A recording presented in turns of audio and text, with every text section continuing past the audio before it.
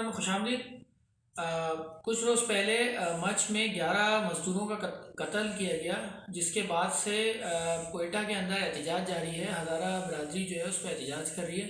جن کا فرقے کے اعتبار سے جو کہ شیعہ کمیونٹی جو ہے ان سے تعلق ہوتا ہے۔ لیکن جس بنیادی چیز یہ ہے کہ اس سے پہلے بھی ہزارہ کمیونٹی کے کافی سارے افراد جو ہیں وہ دہشت گردی کا نشانہ بن چکے ہیں، لیکن ہر دفعہ احتجاج ہوتا ہے۔ اس سے پہلے بھی احتجاج ہوا تھا، اس سے پہلے بھی ان کی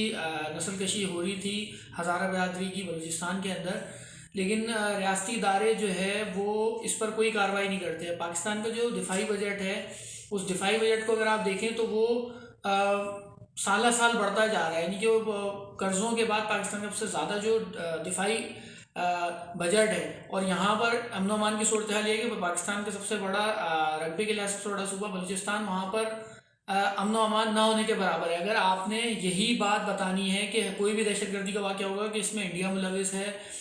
یا کوئی بیرونی ہاتھ ملوث ہے، تو آپ کو اس کے لیے 2000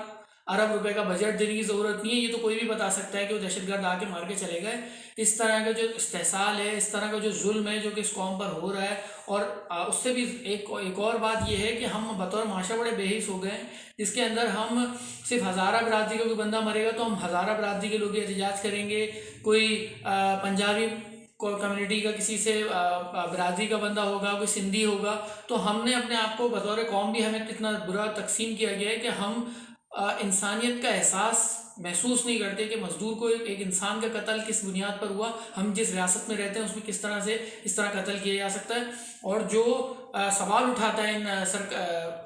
دفاعی اداروں کے اوپر کہ آپ کا جو انٹیلیجنس ایجنسیز کا جو کام ہے، تو ان کو اٹھانے میں جتنی مستعدی دکھاتے ہیں، جتنے ایکٹیو یہ لوگ ہوتے ہیں، تو اس سے زیادہ دہشت گردوں کو ایکٹیولی ان کو اٹھانا چاہیے، بجائے اس کے کہ وہ ان لوگوں کو اٹھائیں جو کہ ان کی کارکردگی جو پوچھیں کہ بھائی آپ نے یہ دہشت گردی کا واقعہ ہوا تو آپ نے اس پہ کیا کیا۔ تو یہ بڑا ظلم ہے، یہ بڑا افسوس ہے، اور میں بڑا تعزیت کرتا ہوں ان خاندانوں کے ساتھ جن کے پیارے اس دہشت گردی کی نظر ہوئے ہیں، اور ہمیں اس دہشت گردی کے خلاف دوبارہ سے ایک سوچ اجاگر کرنے کی ضرورت ہے، جو کہ 2014 کے بعد سے اب بہت زیادہ نیچے آ چکی ہے کہ اس طرح سے انسانوں کا قتل نہیں ہونا چاہیے پاکستان میں۔ شکریہ۔